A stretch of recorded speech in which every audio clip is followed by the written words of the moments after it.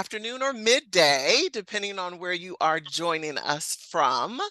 So hello. We want to welcome everyone to this presentation, the AIMS quarterly webinar series today on advocacy for collaborative care. Our goal with this webinar series is to highlight the work of collaborative care and to share real life experiences and best practices around this work. So I am Monica Harrison with the AIMS Center. I'm joined today by my AIMS Center colleagues, Sarah Barker and Christy Malmstrom.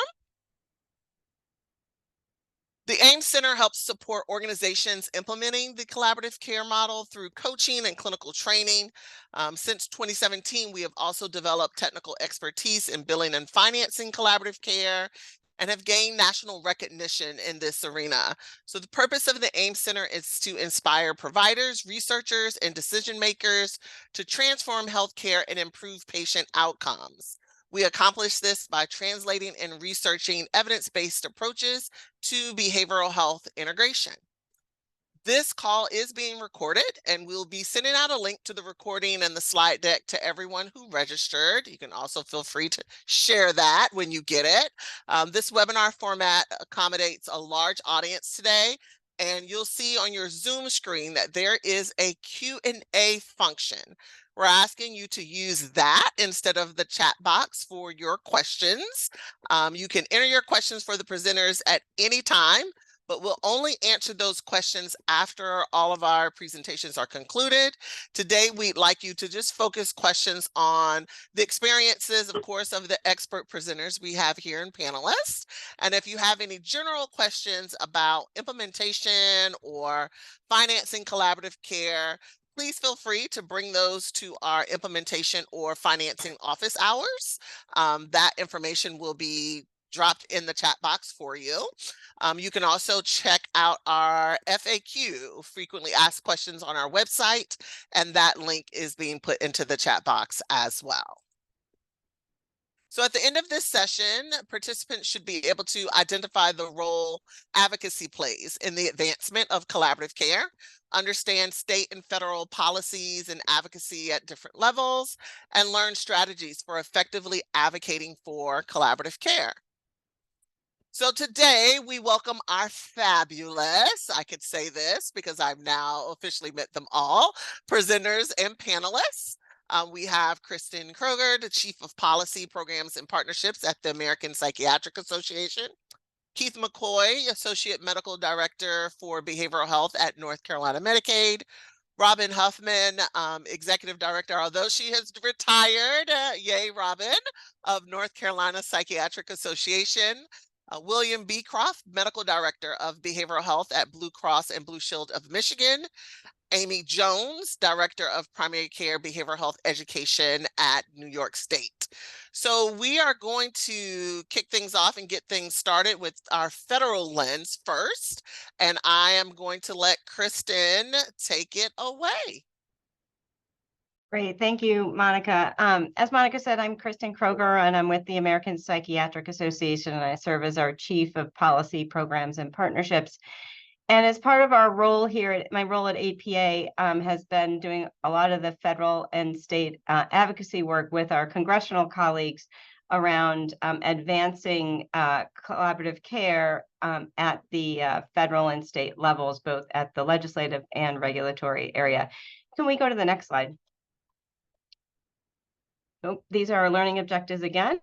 Okay, great. So just wanted to sort of give you all a little context of how long things have been going on in the advocacy world for collaborative care, as well as just general integration, but also the successes that we've actually had over the most recent years, as well as future years to come, I know. So wanted to give some context around advocacy started within APA for the collaborative care model, actually in the late 1990s and starting in 2000, working really with our folks at the AIMS Center and understanding that the only way to really increase access, one way was in behavioral integration. So thinking about, we have a workforce problem. We've had a workforce problem for a very long time. How can we move the needle to really help to treat a larger population of patients? This was well before telepsychiatry was around as well. So thinking about how we as an organization can really push other new innovative models. So back in 2013, CMS introduced an initiative called the Transforming Clinical Practice Initiative. And APA and the AIMS saw this as a perfect opportunity to think about how we can talk about collaborative care, train individuals in collaborative care, as well as think about how we can help to provide technical assistance to practices, primary care practices around the country to implement collaborative care. TCPI was an initiative really focusing on innovation in clinical practice, thinking about what we need to do out there to advance clinical practice through innovation. And this was a perfect opportunity to do that. And APA and AIMS were successful in receiving a grant from CMS for 4 years to train psychiatrists and educate psychiatrists around the collaborative care model, as well as train primary care physicians. APA ended up training over 10% of our membership in those 4 years, and also reaching out to practices throughout the country through CMS to really provide technical assistance on behavioral health integration and the collaborative care model. This was really one of the first opportunities that we had to have really significant impact in CMS, and where CMS actually, really acknowledged that collaborative care being the evidence-based model for providing integrated behavioral health care services. So during this time, we realized, great, more and more primary care practices are thinking about, great, I want to do the collaborative care model, but wait a minute, I can't get paid for it, right? So working with the AIM Center and other colleagues at CMS, APA and AIMS were successful in working with CMS to implement billing codes, specifically the G codes to develop, as well as eventually becoming CPT codes. So these became CPT codes, I believe, in 2017, G codes in 2015. And this really began, okay, great. Now we have a billing mechanism. This is going to really take off. It's going to really take off after 2017. So APA and AIMS started educating around specifically the billing codes, and we have several webinars that we've done, and that's how some of the office hours actually got started between the AIMS and APA as well. So we were really pleased that CMS again acknowledged the evidence base for collaborative care. They also developed a general behavioral health code as well with that set of codes that were developed. And then we were thinking, okay, how do we actually get more support for our primary care practices in the development of collaborative care? How do we encourage them more to implement? It's expensive to start up in the context of really needing some startup money. And how can we alleviate this burden on primary care practices? So APA worked at the federal level to develop legislation that would provide grants to primary care practices to develop the collaborative care model. We did this through just shoe leather, advocating at congressional offices, and got legislation introduced in the Senate, and then began to also testify in front of Congress. Dr. Anna Ratcliffe from the AIM Center had the opportunity to testify around improving access to mental health services, and collaborative care was the focus of that testimony. We began to garner significant support for this through primary care, through the American Medical Association, and all of our primary care association colleagues. We needed this widespread coalition support in order to advance legislation on the Hill. So we also began to reach out to our payer colleagues as well, and began to garner support from payers as well as employer organizations, employers seeing the need that their employees have with behavioral health services, and how they can help through their employer plans to promote evidence-based collaborative care model. So what happened in the end? Sausage was made at the end of last year, and a final omnibus bill was passed at the end of Congress in December. And that legislation was attached to a larger piece of legislation that essentially blended this funding source for grants to primary care practices into an existing SAMHSA behavioral health integration program. And I'm happy to talk about that later if you'd like. Let's go to the next slide. So shifting from the federal level and knowing that Congress had been very interested in collaborative care and evidence-based behavioral health integration over the last 4 or 5 years, right? I mean, I think also we know clearly with COVID, mental health and substance use issues has really amplified, not that it wasn't amplified before, but it's really amplified throughout the United States, and the awareness of the need has significantly increased.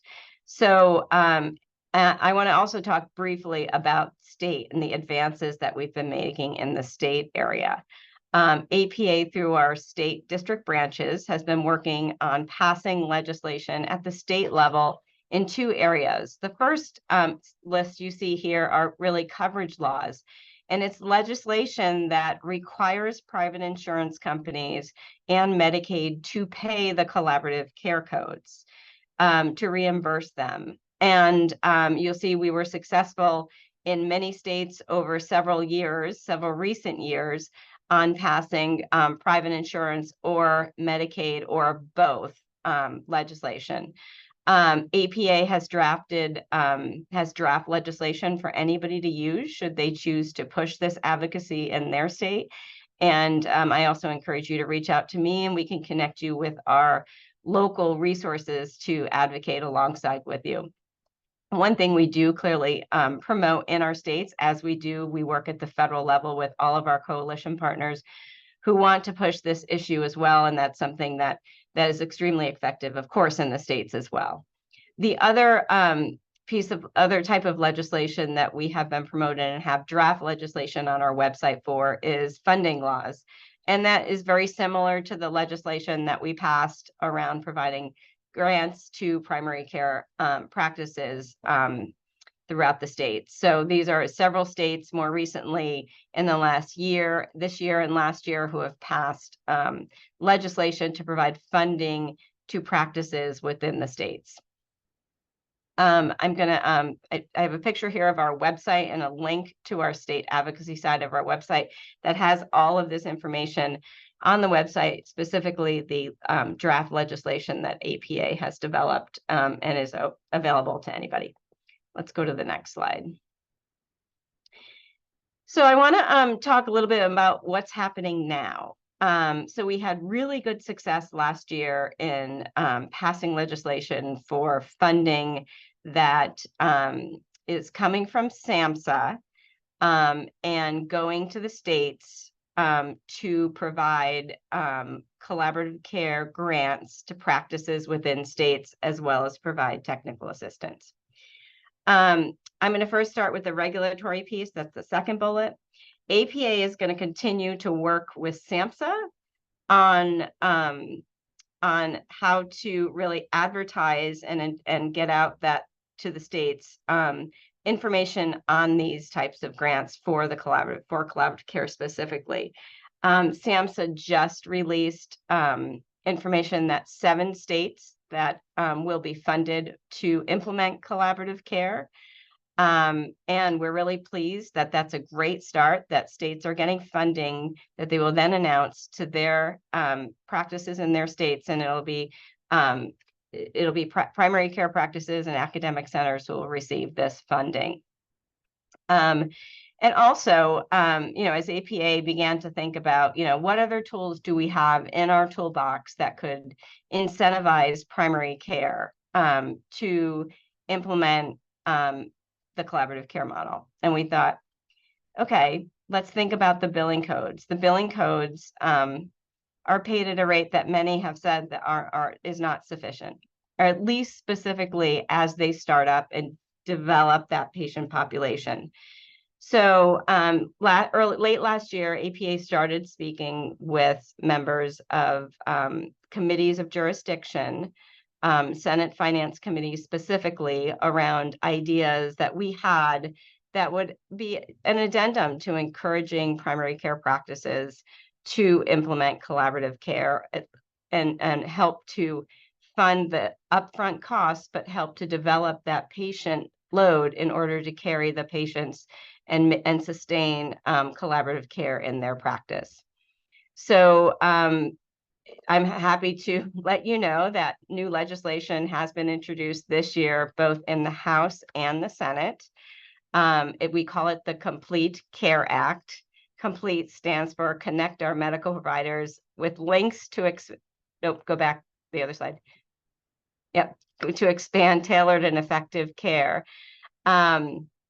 It's complete as an acronym for that. I don't know how they came up with the name of this legislation, but we're happy they developed the legislation, which incentivizes primary care to develop the collaborative care model because it provides an increase for the first 3 years of implementation of the collaborative care model through the billing codes. It will provide in the first year, the billing code, the practice will receive 175% of the payment. In the second year, they will receive 150% of the Medicare payment. And in the third year, they will receive 125% of the payment. So it really enhances that Medicare payment rates to really help providers with startup costs, as well as begin to think about look at the sustainability and building up that population. Okay, let's go to the next slide now. I want to share with you, I keep emphasizing our supporting organizations and the coalition that we've built. And we have 51 national organizations supporting this piece of legislation. And this is exactly what members of Congress want to see. They want to ensure that, who's supportive of this and who's not supportive of this. And as in the legislation, last year, we provided the grants to primary care practices through states. This one has the same type of coalition. We have family medicine, we have peds, so we have the primary care practices, we have several mental health organizations, we have patient advocacy organizations, we have payers, and we have employer groups as well. So we really have a large, vast number of folks supporting this legislation, which significantly helps. And if I were to say so, right now, actually, today we have 160 psychiatrists on the Hill here in DC advocating for this legislation and talking to their senators and representatives about that actually as I speak. So stay tuned for where this legislation may go moving forward.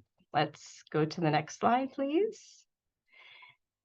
I wanted to talk a little bit about the Medicare payments and the codes and how often they're actually being billed. So this is Medicare data since 2018, and we have up till 2021.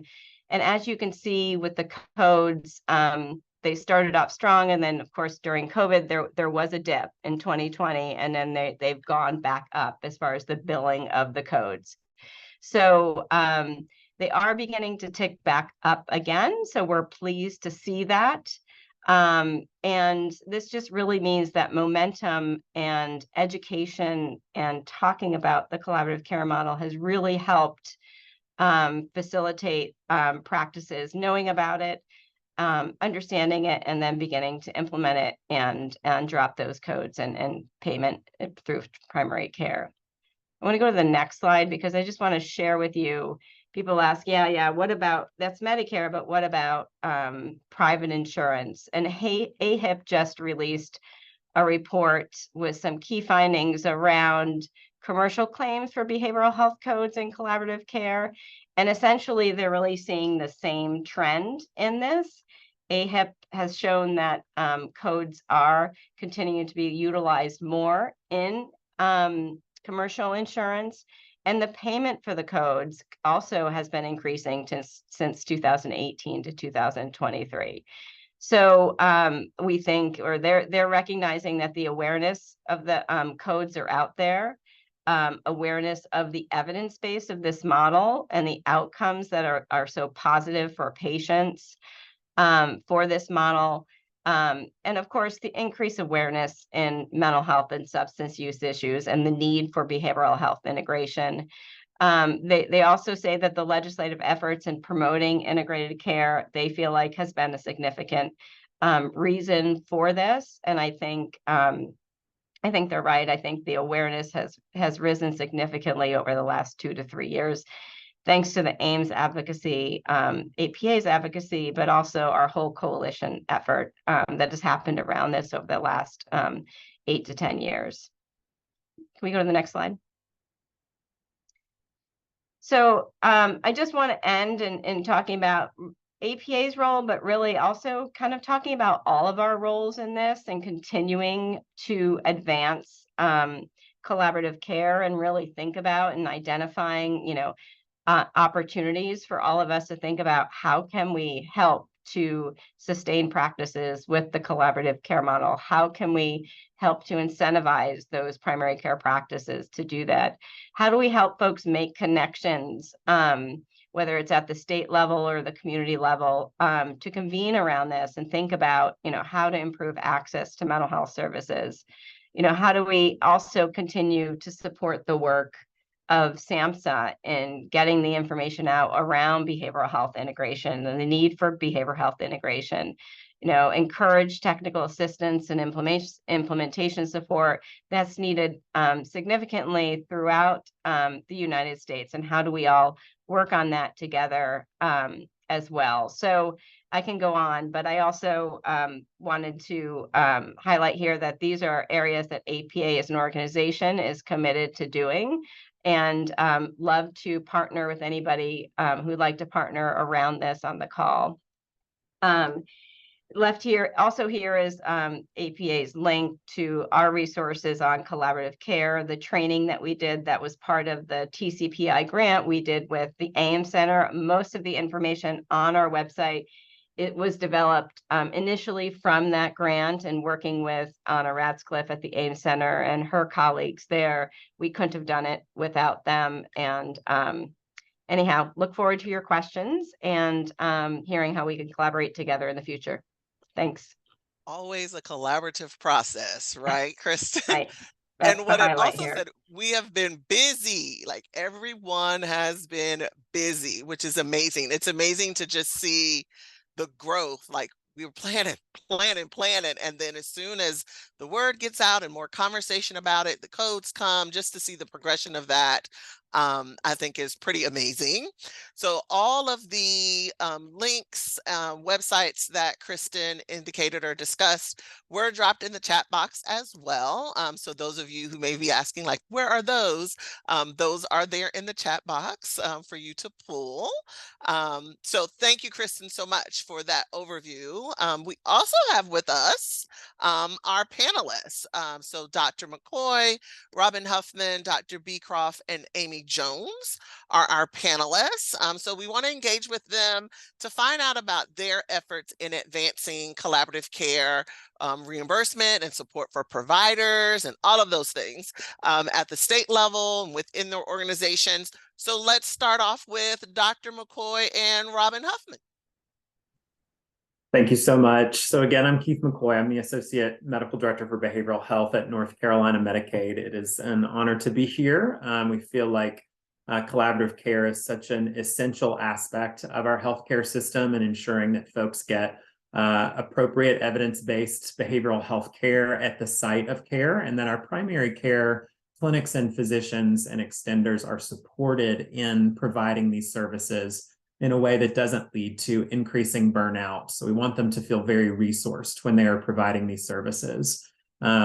So what I'm going to talk about a little bit is, and in tag teaming this with Robin, is what North Carolina Medicaid and North Carolina DHHS as a whole did once we realized that the collaborative care codes that we brought on and enabled to be paid in 2018 were not really being utilized very much. And part of that included us needing to do a little bit of digging around what is going on here. Why are we not seeing significant utilization? What does that mean for what Medicaid needs to do? What does that mean that our providers need to do? What does it mean that our health plans need to do? And what does it mean that our state in general needs to do between our associations, our commercial health plans, and other critical stakeholders? So we had quite a champion for this in North Carolina with our Medicaid CMO, Shannon Dowler.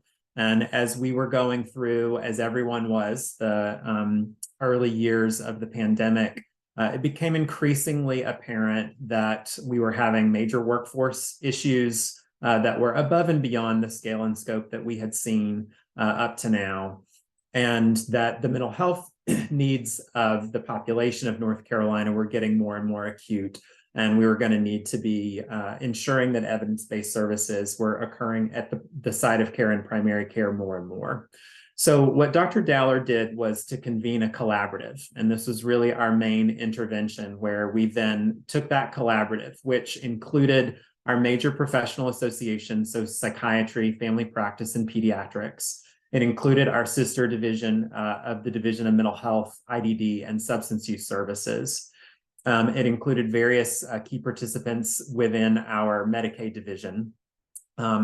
And it also included our major Medicaid payers, as well as we have an organization called AHEC that does technical assistance and support for our primary care practices, as well as some of our behavioral health practices. So it was critical infrastructure we already had in place to provide support, as well as an organization called Community Care of North Carolina that represents our many independent primary care practices. So in North Carolina, we're about a third to a half independent primary care practices, with the remaining being health system associated. So we got together with that group of folks and just started to hammer away at why is this not working in North Carolina, and what can we do to solve that? And in doing that, we came across a number of things that we then collaborated together to address. And some of those Robin's going to talk about a little bit, but I'm going to try to do the high-level review of those quickly. So we wanted to make sure that we were all paying for the same thing. And so we ensured that across payers, and this was Medicaid as well as commercial payers, that we were aligning as closely as possible to Medicare's service coverage, because one of the things that providers need is a reliable way to get reimbursed and not to have to worry about, do I have the right staff in place or the right systems in place for one payer versus another? One of the examples of what we did there is initially with Medicaid's policy, we had not allowed nursing staff to be that behavioral health care manager, co-located care manager. And that is something that we changed to align with Medicare. So we all updated our policies. We also did a scan of who was covering it at all. And our most major payer in the state was not. And we worked collaboratively with our Blue Cross entity in North Carolina. And fortunately, they were already working on covering this, and this just helped to speed that along. We looked at what rates we were paying and realized that this is a good investment. This is not something that's going to break the bank. Based on our several years of coverage and seeing pretty minuscule uptick, we knew that this was not something that we needed to have a big eye on from a budgetary standpoint. We really thought that this also was more likely to save us money than cost us money. And so it's worth that investment. So we increased our rates to 120% of Medicare in order to help incentivize this for practices. We really wanted this to be at least cost neutral for primary care, and at best, maybe a little bit of a moneymaker. We're okay with that, given the outcomes that are associated with this very well-studied intervention. We also eliminated cost sharing on the Medicaid side. We don't think that this is an appropriate intervention that would make sense for beneficiaries to have a $3 or $4 copay for within the Medicaid system. And so we eliminated that cost sharing. We decided to turn our attention to independent practices because our health system associated practices usually have a bit more support. And so we did some surveys of what was needed within our independent practices, and then partnered with the two entities I mentioned, AHEC and CCNC, in order to try to engage practices strategically to improve uptake. So part of what AHEC did was create a series of educational webinars, as well as provide technical assistance to these practices to help them understand what sort of staffing and billing and other financial supports that they needed to make this successful. And then in partnering with the Community Care of North Carolina, who partners with our primary care practices, NC Medicaid invested in a registry that could be used for free by these practices. And Robin can share a little bit about the role that our North Carolina Psychiatric Association had in helping to develop that registry. But that is free for these primary care practices to use over several years. We have done ongoing monitoring, data mapping. We're looking at hotspots to see where marginalized populations and unhealthy mental health days and uptick and utilization all kind of converge to say these are strategic practices across the state where we want to reach out and provide some additional assistance and really recruit practices to use this model.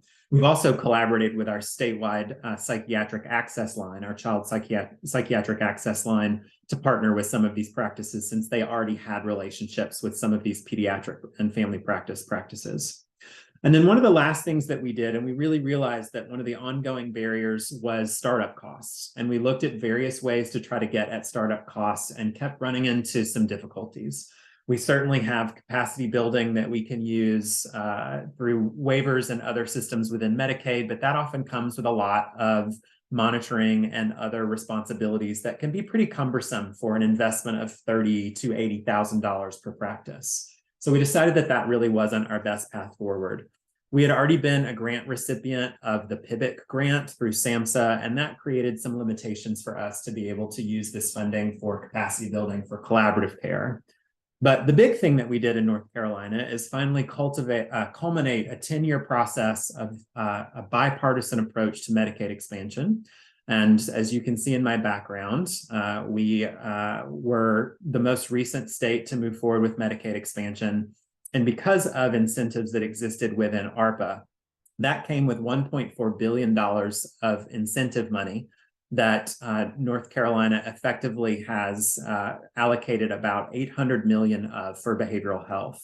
And so we have several $1 million in that allocation that is going to be dedicated to startup funding for a number of primary care practices to have that $30,000 to $80,000 per practice to get those first few months of staff paid for, to help them with their upfitting costs, what they need to do with integration with their EHR and all of those things in order to try to make this successful.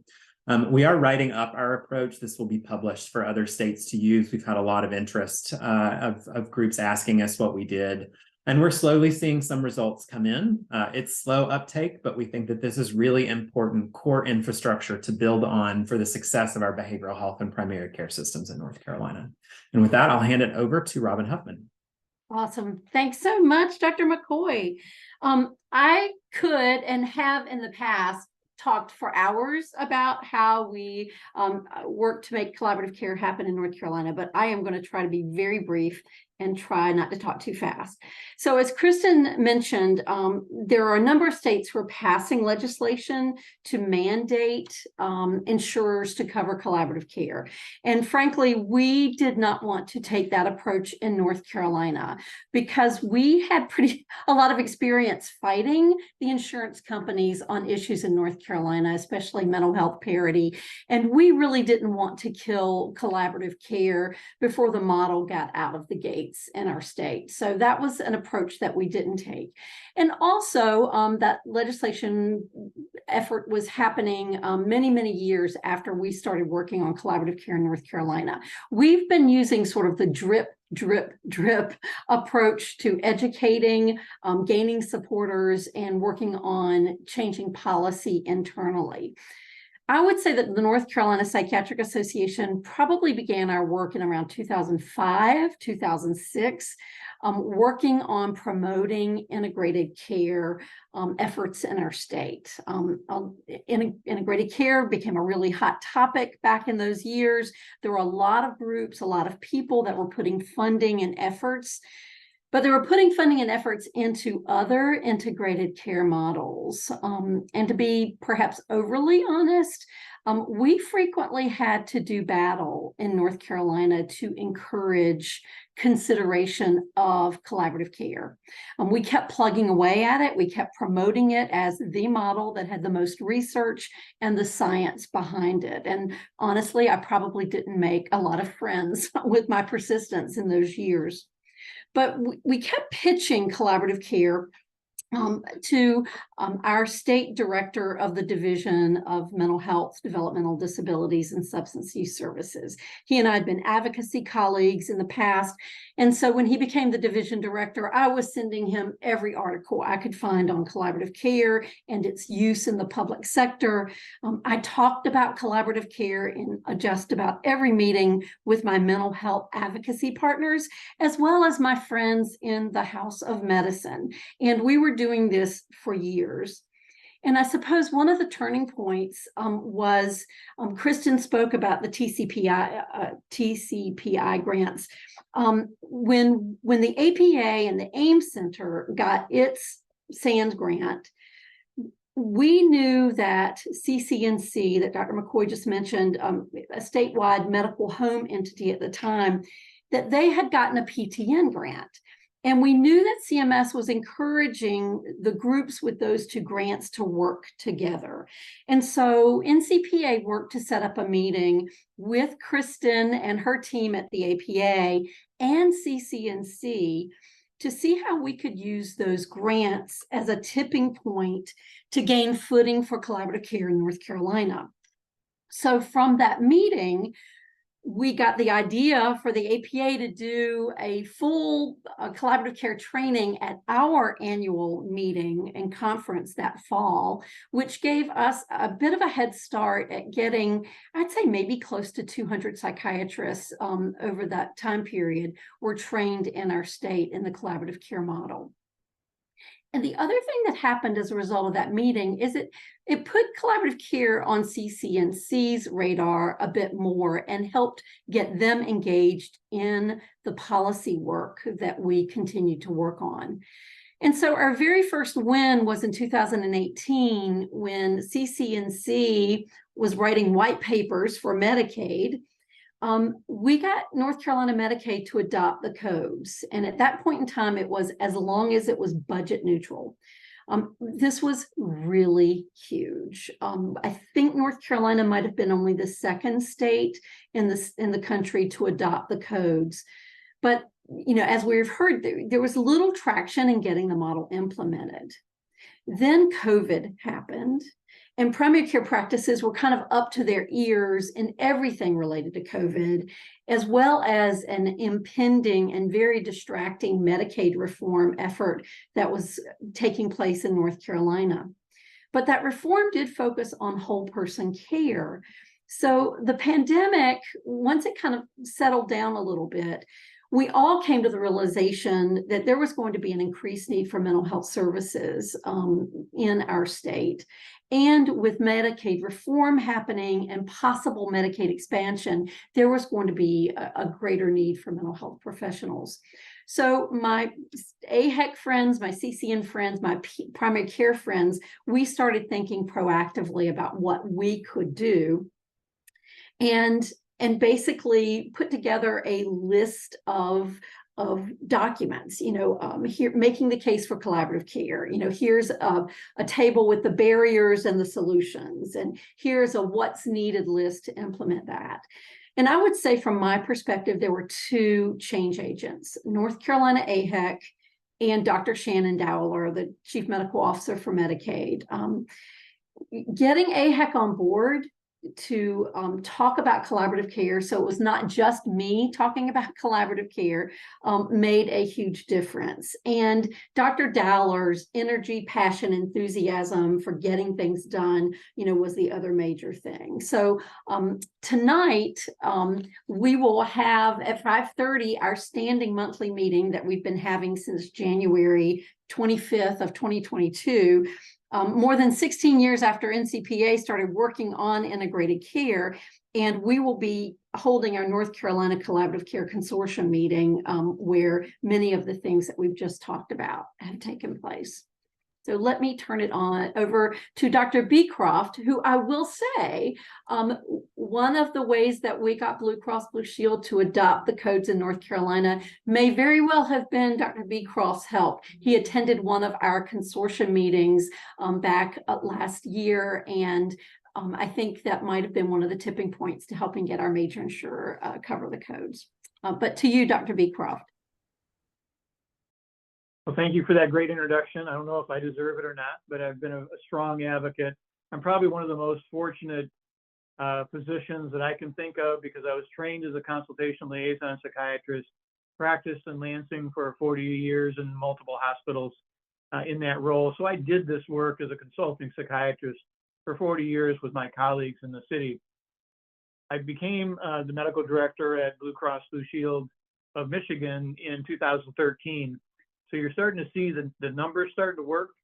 At that time, there was a lot of grant-funded programs that were doing collaborative care, and we had 25 first adopters around the state, practices that were doing this, especially at the University of Michigan, which eventually became one of our training partners, along with Michigan Institute for Clinical Systems Improvement on the west side of the state.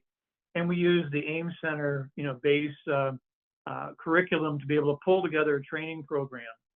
The issue of incentives comes into money, obviously, and we were fortunate enough to have already established in our medical surgical space 41 large provider organizations which were in a provider group incentive program, which set aside some money for practice transformation. And what a practice transformation this has become. We now have almost 230 designated practices. There's more practices that haven't gone through the detailed on-site evaluation to get that designation, but it's the first designation for collaborative care in the country. We have over 1,300 individual clinicians that we have trained. We've developed a pediatric module that focuses on pediatrics and kids, now down to 8 years old. But that was a implemented program because of requests from our pediatricians. They saw the value of this in adults, and with our geriatric population, they wanted the same kind of help in the pediatrics population. We had a group of obstetrics and gynecologists that also wanted this for a specialty designation, so we developed a module for them, and another group, another module for substance use disorder. So we've tried to expand the model even somewhat beyond the edge of the research, but we're seeing the same kinds of effects that people are having with it. They really like the program. The doctors, after they've been doing it, they really appreciate it. The burnout is much less. They like being doctors again. And that holds for the primary care specialists and the psychiatrists that we can be able to do this. And it does leverage the unique experience that psychiatrists have to be able to influence the care of many more patients than what they would be able to see individually. So it expands that rare resource in a way that's effective. One of the things that we have done also is I've got a couple practices that have decided that they wanted to go into the issue of developing a module for chronic and persistent mental illness and chronic mental illness, because we know many of the disorders, people with schizophrenia die 28 years earlier than the age-matched population without it. And the reason is because of their medical care that doesn't get done. So being able to treat both their medical and psychiatric needs, not when they're in an acute psychotic episode or an acute suicidal depressive episode, but when they're stable, to make sure that they stay stable, stay on their medications, their psychotherapy, eliminate the barriers, get them back to work if they can go, etc. So that has been very effective. We've seen some evidence-based implementation of this and also self-reported data. But even last week, less than a week ago, we were able to start pulling together the data that we've had since 2015, when the codes were made payable, not only to Medicare, but successfully argued across the entire enterprise. Our HMO and PPO went online that same year. We did things that we found were barriers, such as eliminating the 9.4 code restriction. We've not had any abuse of billing. sometimes people with complex cases take 6 hours or 8 hours that first month. You can't do this in 2 hours. So it does taper down to 2 hours after a while or less, but to be able to do that and not see any bad outcomes. The other thing was eliminating the copay in all of the programs we could. We can't do it with everyone, and there were some of our customers that would not allow us to eliminate copays. But for all that we could, we did, because we saw a 55% reduction, a 55% dropout rate of people once they got their first copay drop. So that made a whole lot of sense. It didn't make a whole lot of sense to be able to collect maybe $300 a year and lose $1,000, because that's what the impact study tells us. You can save about $1,300 a year when you treat these people. Plus, the quality of life factors are substantially different, and that's where the integration really starts making a lot of mileage there. I alluded to the fact that we've had some new data that's coming out. It's not complete, but we're starting to see the signal that collaborative care practices really start to have that separation of the people that are not in collaborative care with similar medical and behavioral health conditions, and the people that are in collaborative care are starting to nicely separate, like Milliman has shown that they would.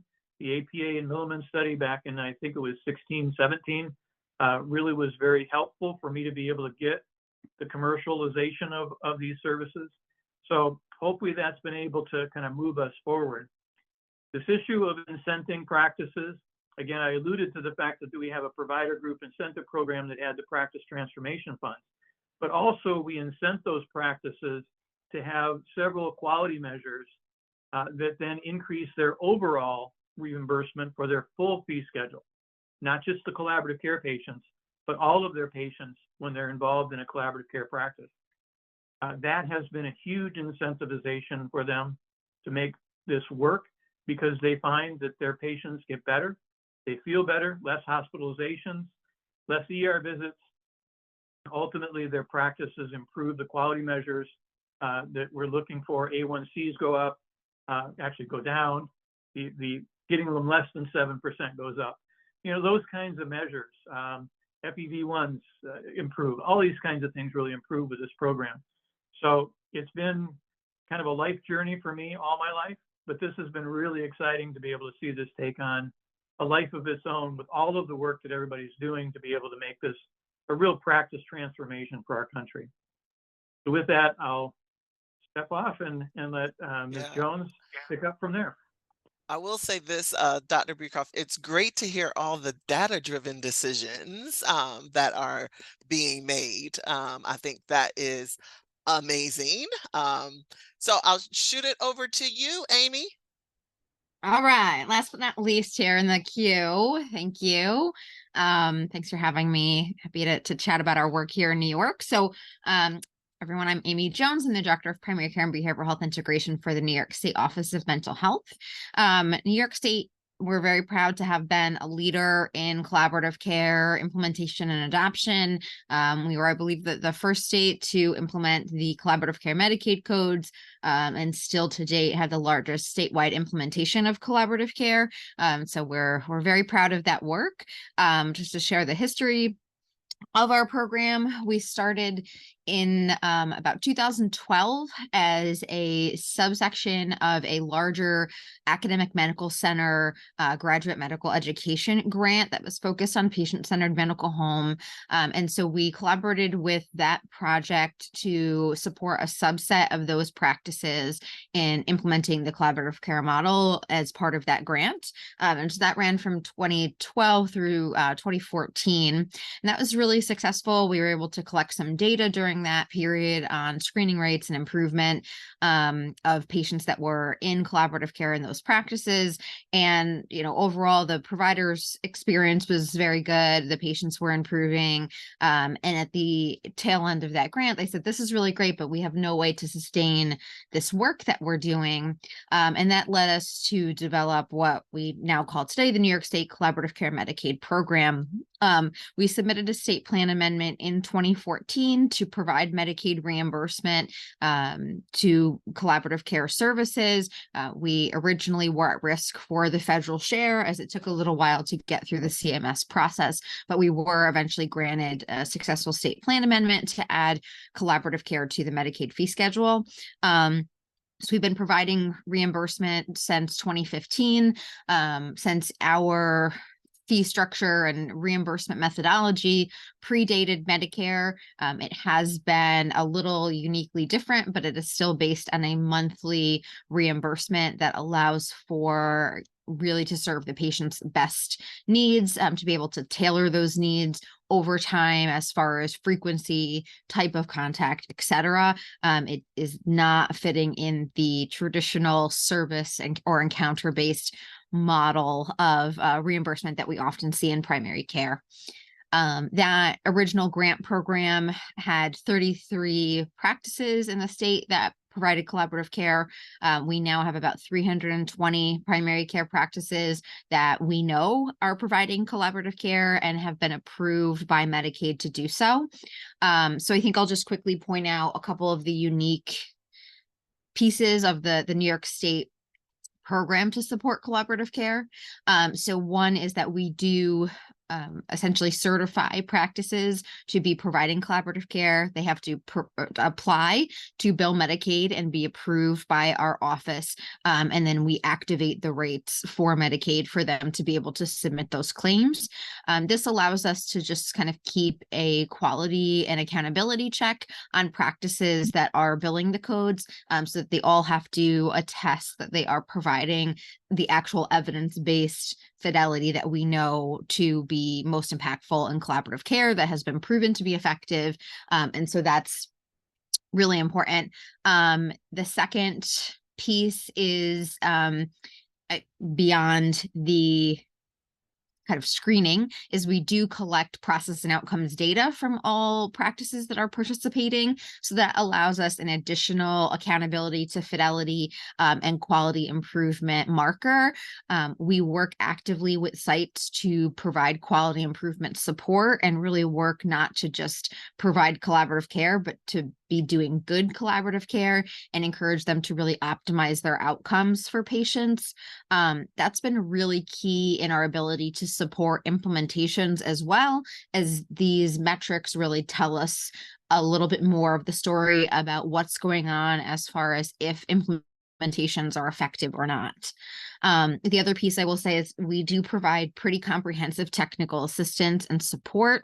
In my experience, it's one of the more comprehensive TA programs, at least at the state level, for collaborative care, and we're really proud of that. But we find that has been really essential in order to get practices to successfully adopt collaborative care and be sustainable. It does sometimes require a lot of handholding and training to do so. And so we're lucky to be able to work with national experts, including our friends at the AIMS Center and some other expert clinical trainers that have experience in integrated care and the collaborative care model to work with our sites. I will say probably the majority of the technical assistance we do provide is around billing and financial sustainability and being able to bill across all payers. So in New York State, since the Medicare final rule in 2018, we do essentially have full coverage. Medicaid was first, of course, and then when the Medicare came out finally in 2018, essentially all of the commercial plans in New York State pretty quickly adopted it. So reimbursement is readily available. We serve about 10,000 Medicaid patients annually and pay, I would say, between 20 and 25,000 individual claims. There certainly is still an opportunity for most of our practices to grow their programs, and we still are looking to try to engage more practices always. We haven't really seen a significant increase in the number of practices that we are working with since pre-COVID. So probably 2019 was the last time that I saw a total number of practices higher than what we see now. So it has essentially plateaued for the last couple of years. years. So we're always looking at new ways to strategize, to incentivize providers to really adopt the model, since we know it's so effective. And hopefully I've been taking some notes, getting some tips from my colleagues here today. And we do have some new things planned, which I think we'll get to talk about later, hopefully. But yeah, that's collaborative care in New York State. So we're happy to share any lessons learned. We have a lot of them. We've been very fortunate to be working with the AIM Center to do some implementation science research and share some of our findings on facilitators and barriers to implementing and sustaining collaborative care, to hopefully kind of contribute to the wider evidence base in the country. Because as proud as we are of being kind of one of the pioneers out front, sometimes there are disadvantages to being the trailblazer, that there's no one in front of you.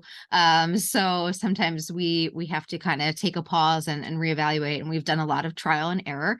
So any of that we can share with folks that are on the phone today, or colleagues from other states, I'm always happy to be available to chat and strategize and learn from one another. So look forward to doing more of that today.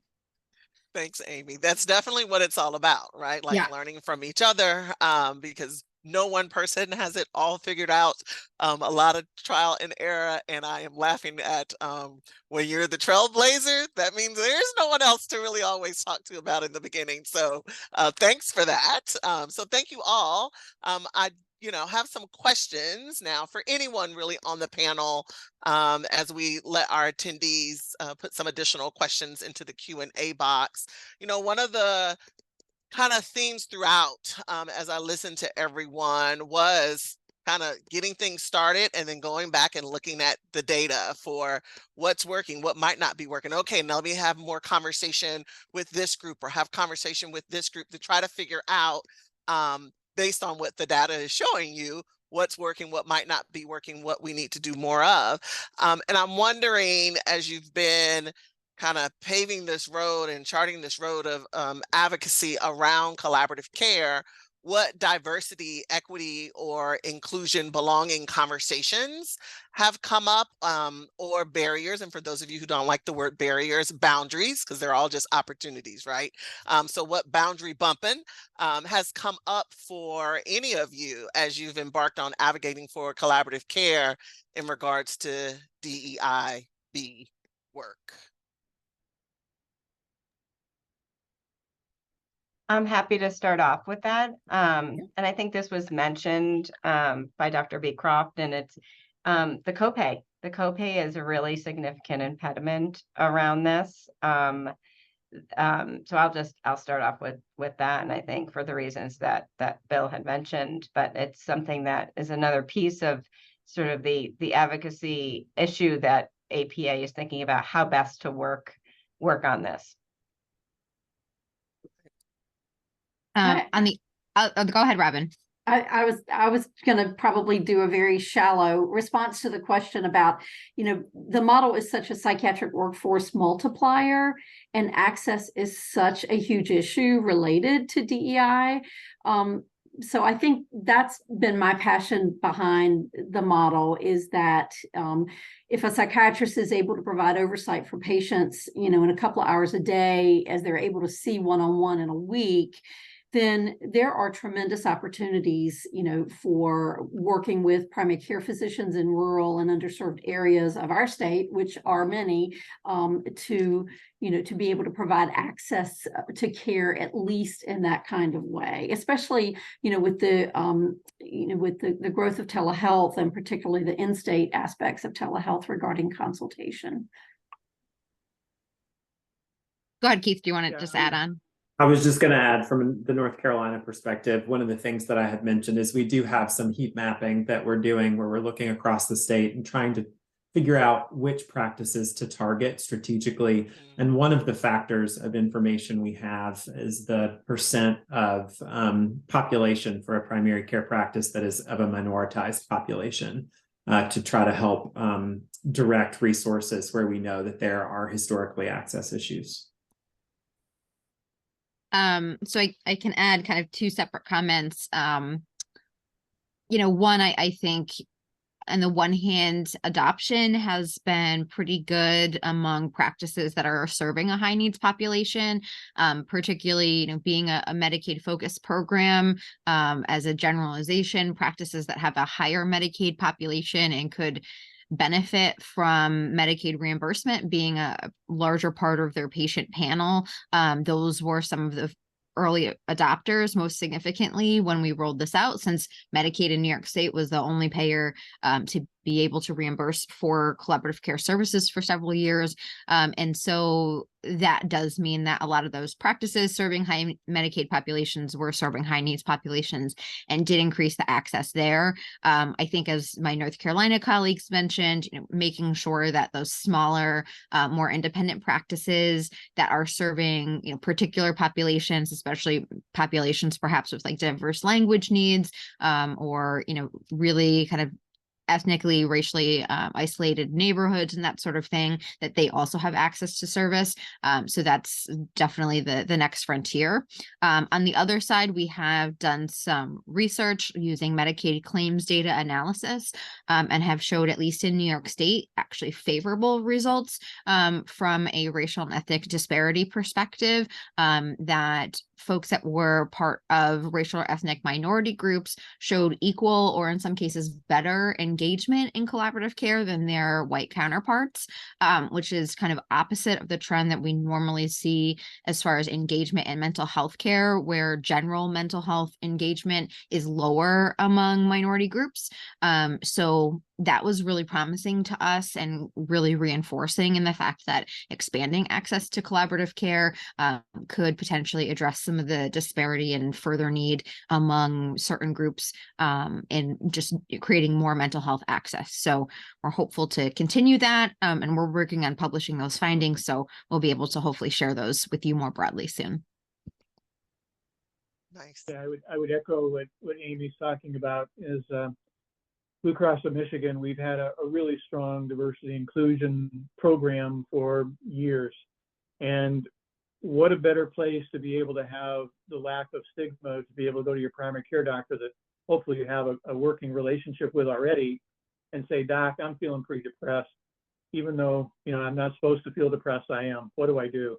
Being able to have that collegiality with your provider and not have to seek out, someone new to be able to then risk that relationship with. I think that's been the real thing that we've seen really beneficial. And that ability to be able to look at, we have huge food deserts, we have huge barriers to healthcare, transportation issues, logistics in Michigan, that this system has built into it the ways of being able to work around that. Finding a food distribution site that can help a person with diabetes that doesn't have to just go to the 7-Eleven on the corner and get chips or something. That kind of stuff is really the beneficial advantage we're seeing. And again, I'll be real excited to see the actual data that we see and how it's going to separate in the communities with those heat maps. But I think we're going to see it. It's just one of those intuitive feels that you have. Yeah, I love that. Okay, well, as you all are embarking on this and looking at the heat maps and some of the data that might come through, I'm wondering, for each of your organizations and or states, what the next steps are. What's the next phase of the work that you need to do, or are embarking on, or planning on doing for your organization? I can start this one, I guess. Yeah. We have a couple things in the hopper. So as I said, just increasing adoption, I think, is our constant goal. So trying to find more innovative ways to encourage and incentivize adoption of collaborative care is always something that is on our radar. I don't have the magic solution to that yet, but we're always trying different things. So hopefully we'll continue to see uptake.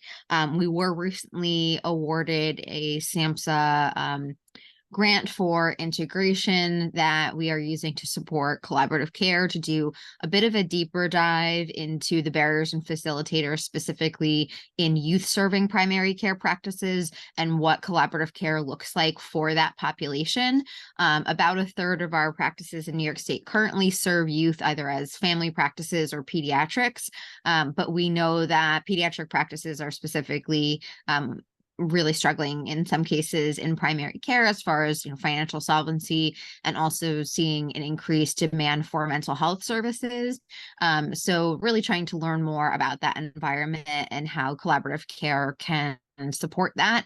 That's what we're going to be using that grant funding for. A good part of that funding will go to the practices themselves to offset some of the startup costs and some of the workforce things that we know. We also are in the process of hopefully revising our rates to increase the reimbursement level. So our rates have not been adjusted since our original 2014 establishment of the program. So we are in the process of requesting a revised state plan amendment to CMS to increase our rates. And previously we did not have the add-on structure since we had a structure pre-Medicare, but we're moving to adopt the add-on structure as well to hopefully support practices that are spending a little bit more time and energy in those first couple months.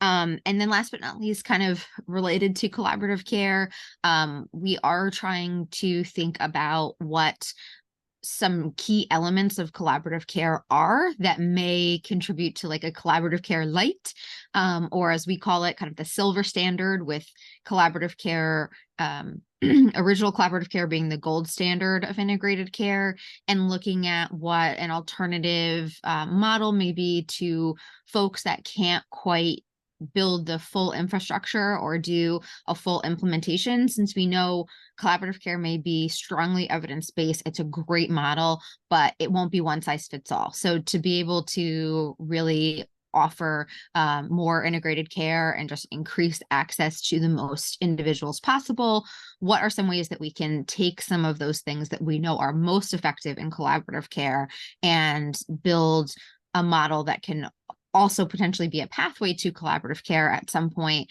and in the interim be able to increase access in other primary care sites, and how would we finance that and what would that look like? So that's something that we're kind of marinating on and talking more about in New York State as well. Gotcha. Gold, silver, no bronze. Gold, silver. Not Gotcha. yet. Not yet. Not yet. Okay. Dr. Beecroft, what about Blue Cross Blue Shield of Michigan? I think some of the biggest things we're doing is getting our residency training directors. We have several residency programs in psychiatry in Michigan, and also the family practice, internal medicine, OB-GYN practices. So getting them to have collaborative care rotations as part of the standard residency training, bringing up that next tier of providers to be able to kind of fill in. The other piece is consolidating the gains we've made. That's where our designation program is, to try to keep people working in the fidelity of the model, because if you start to slip back to the old ways, we find that people really don't get the complete benefit. And we want to make sure that they do get the benefit of the collaborative care process itself. So I think those are the two biggest ones that we're doing to try to continue working on an ongoing basis. Gotcha. Keep the momentum going. Love it. Okay. Dr. McCoy, Robin, North Carolina, what's up next? Sure. We have a number of things that we've touched on, and I think they really align with some of what Amy and Dr. Beecroft have shared. One of the next steps for us, we'll continue our collaborative. We're in our second year of our collaborative. We'll continue to assess data and then continue to address what is hampering expansion of utilization of these codes.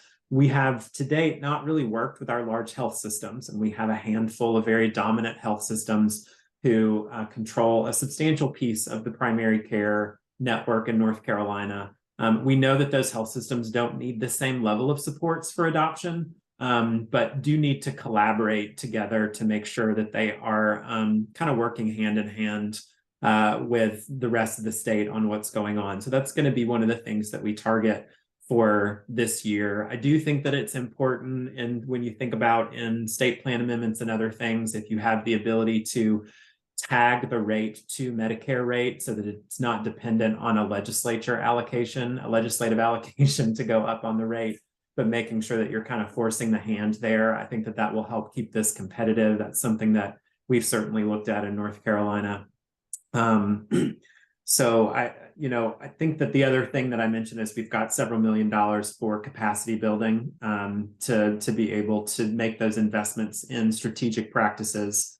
And one of the things we continue to try to think through is the critical workforce piece, which is that behavioral health care manager that can sometimes be that rate limiting step. And I think we're going to continue to think about how can we make sure that this is a career choice that folks want to make and that they see as able to advance them in their career beyond this specific role, rather than something that they would rather go do other types of work where they could get paid more, where they have a clearer career pathway. I would say just from an NCPA perspective, it's kind of funny how hard we have lobbied for and advocated for the collaborative care model, and my doctors don't get paid for doing this other than the contract time that they spend with the practice, but we are continuing to push this model because we think it's important. And so one of the projects that NCPA is working on is we are doing a matching service for practices in the state to try to identify consulting psychiatrists to work with the private practices that are part of the program that we're working on. And the other thing that I'm have been working on privately with our doctors is helping them understand that this is such an opportunity. I'm trying to convince psychiatrists who are thinking about phasing out and retiring from being psychiatrists that working in this model is a great transition plan to retirement. And so we are trying to build the stable of psychiatrists who are interested in collaborating with primary care practices in the state. Nice. Kristen, next up, you think? Yeah, so obviously we're going to continue to work with our coalition partners to pass this next round of federal legislation. And then obviously our district branches continue to work in the areas in the states to and pass the legislation in the state area. I did put a link to that in one of the questions to where they can find the model legislation. Also, I'd mentioned the grants that are coming out of SAMHSA to the states, right? So there's 7 states that received that funding, and Amy's state was luckily one of them to do that. There's 6 others, and I think we are going to work with SAMHSA to ensure a little bit more education and outreach around those grants moving forward. We hope to provide some comments to them on that, as well as provide you all with more information on what each state is doing. I know there are some questions here that are asking, how do I find out about those grants coming out from states? It's going to be really individual to the states and how they're going to do this. So we're going to find some information out about that as well for you all. So stay tuned. We'll share that with the AIM Center to distribute around that. But we want to be sure that those grants are getting out, and there's even a larger number next year. 7 states is a fantastic start to this for SAMHSA to be providing funding to, but we want to see 50. Sorry to be greedy, but we want to see 50. Nothing wrong with it. Yeah. And then the other thing is, and Dr. Beecroft hit the nail on the head on this, and we are really thinking about the future, and it's not just training psychiatrists from APA's perspective, it's really training our primary care docs around this and early in residency trip programs. So we 4 years ago, before COVID, we did our first training of psychiatry residency programs, and then just this year we trained over 60 primary care and psychiatry programs together. And part of the application process was for folks to actually apply together. There's, in residency training, not primary care and psychiatry don't always talk to each other.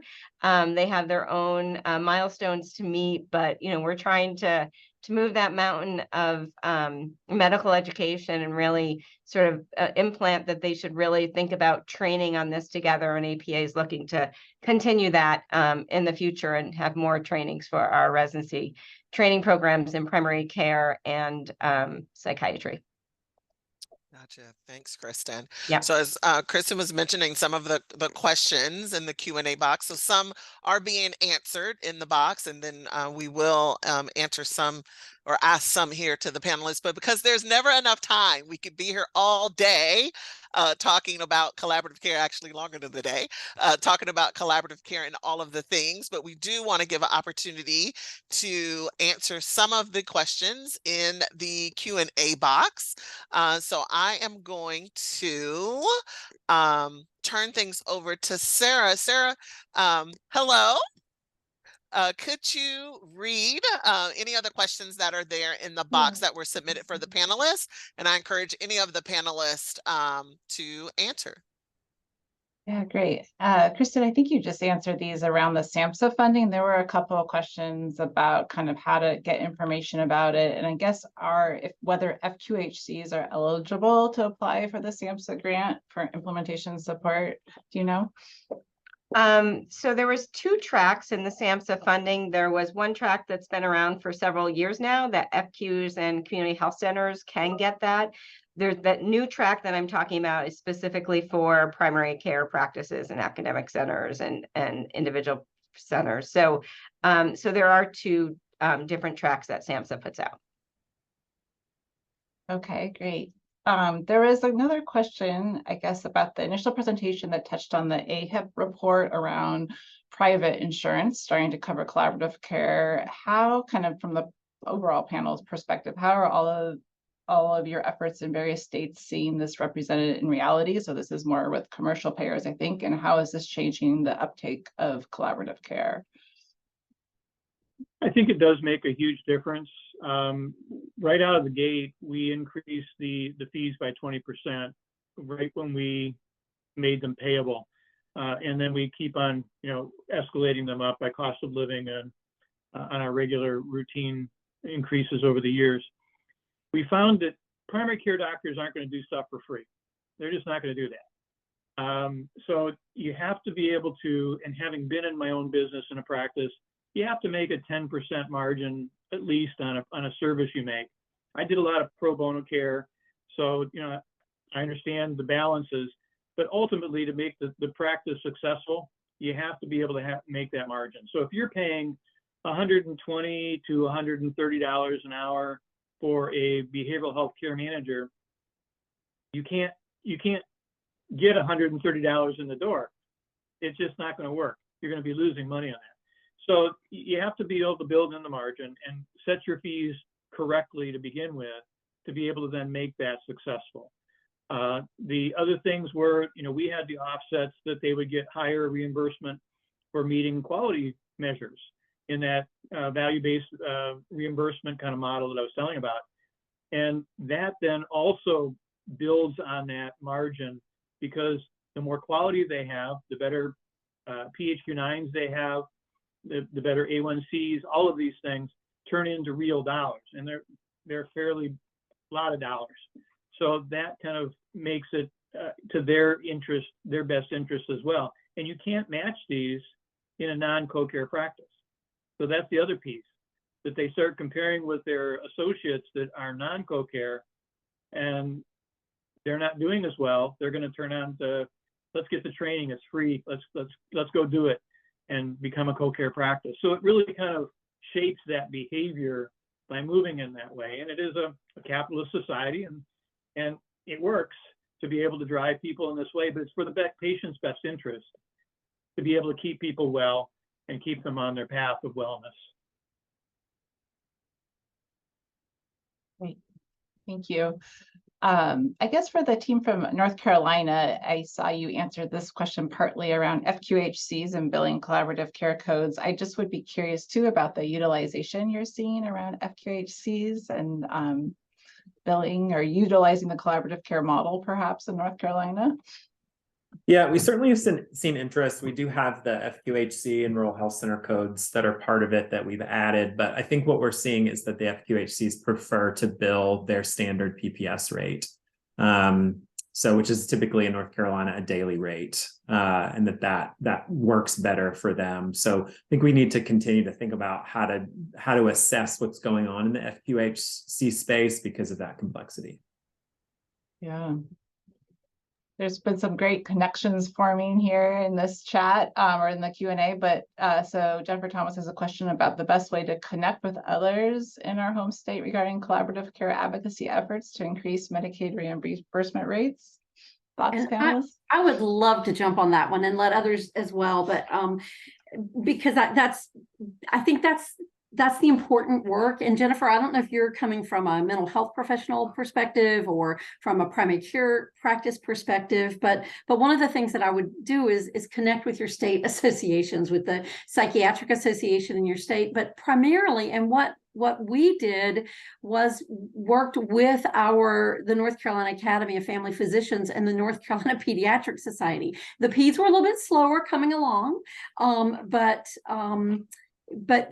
I think that's just a really important part. And one of the documents, one of the lists that we developed is, what will it take to implement collaborative care in North Carolina? And we said the first thing on our list is that we had to identify some primary care champions. And over the years of working with primary care colleagues and being on their mental health committees, and what we saw is how conflicted primary care has been over the years about even screening patients and identifying problems if they don't have a place to refer a patient, and they, for 20 plus years, they've been debating the ethics of that. And so I think it's really important for primary care physicians and practices, as well as state policymakers, to see the value of early identification and treatment, and for people to understand that 50 to 60% of people are never getting their mental illness identified or treated, and what that cost is to society and to personal pain and suffering. And so, trying to help help anyone who will listen to it talk about, the problem of unidentified and untreated mental health, and that it's a much bigger problem and more expensive to the healthcare system than treating mental health care early. So I think you will find allies and colleagues, particularly in the environment we're in now, post-COVID, of recognizing the huge mental health needs in the state. And this is one way to try to advance treatment for those. I'll get off my soapbox. Thanks so much, Robin. There was a comment around advocacy for tribal awards, as well as additional state funding is important. Some tribes in Oklahoma could do this work as well with additional funding. Great point, Shannon. I don't know if anyone on the panel has worked at the state level around kind of tribal awards or funding. Would want to comment?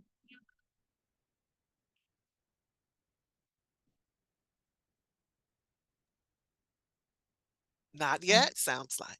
All right. All right. Here's another question around this health system has a robust collaborative care program using traditional psychotherapy codes, not yet collaborative care codes. We're told the billing of collaborative care reimbursements and model their health system's not yet ready to build out or allow the use of any resources to support the health system. It's great our commercial Medicaid, Medicare systems are good to go to receive collaborative care invoices, just feels really slow in the utilization by our health system. So this is more from the health system kind of perspective. Go ahead, Amy.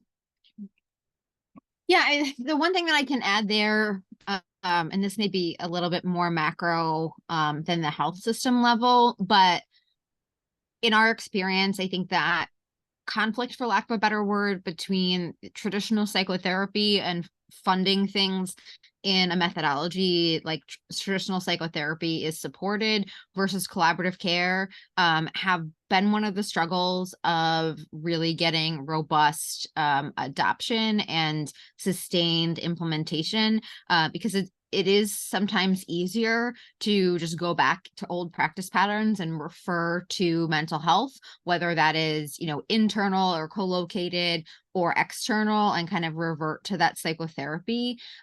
So I think, whether it's on a health system level or an individual practice level, the importance is really understanding that collaborative care is not psychotherapy and psychotherapy is not necessarily collaborative care, and how they are unique and how they can potentially serve different populations, and potentially, work together. I always kind of use a probably silly analogy of like having a menu of treatment options for patients based on the patient's needs and preferences. And collaborative care adds another option to the menu, because not every patient needs or wants traditional psychotherapy in like structured visits that are scheduled and virtual or face-to-face. They can have telephonic check-ins. It can be much more flexible, especially if there is some stigma or previous history with experience around traditional therapy. So I think just really differentiating that in your system, perhaps creating some sort of triage approach, and having an individual responsible that's not the primary care provider to really assess what type of behavioral health intervention is right for that patient, so that all of the patients don't kind of just auto get sent to a traditional psychotherapy in any system that has multiple options, and just really figuring out what the nuances of each are and making sure everyone's really educated on that and what the benefits of collaborative care are in comparison to some other models. I think that usually leads to greater uptake of collaborative care. And then really making sure that finance folks are involved in understanding the billing processes for both, can make the claim submission process much more successful if they're engaged kind of on the front end rather than after the fact. Yeah, I would Go camp ahead, on, I'm sorry, Kristen. Okay. I would camp on what Amy's talking about. It comes down to making sure the financial folks are involved in it. And I know I've beaten the economic part of this to death today, but it is a proxy for the healthcare of our members, our community. And this is something that many finance people can understand. So to be able to put it in their language, to be able to help them move forward to understanding this, that I think is really the benefit you have. One of the critical questions that came in our work was getting a hold of the fact of how many people in your population you're serving. I'm assuming they're an accountable care organization, so they're at risk at some level for a population. How many people have a behavioral health, primary or secondary behavioral health condition, and a chronic medical illness?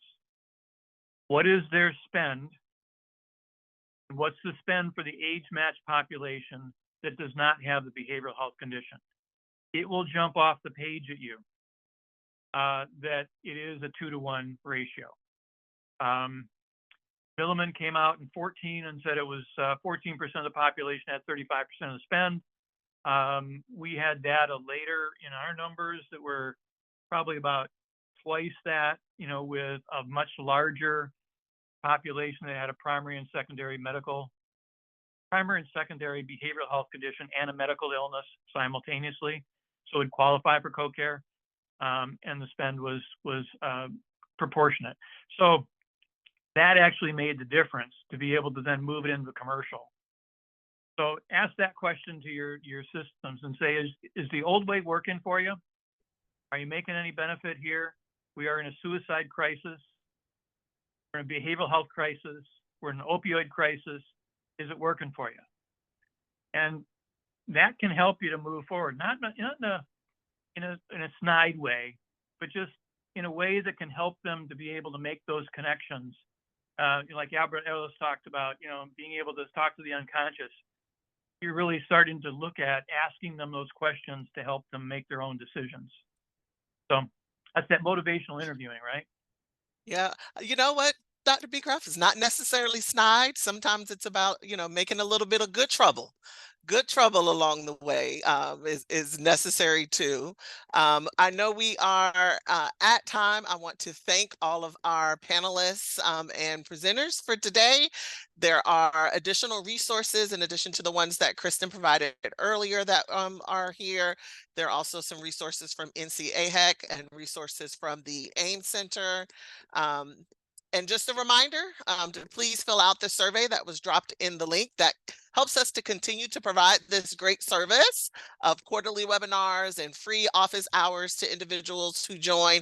So here's a link to our implementation office hours that happen every month. We have implementation and finance separately. And we want to invite you to stay tuned for future quarterly webinars. And we hope you have a rock star rest of your day.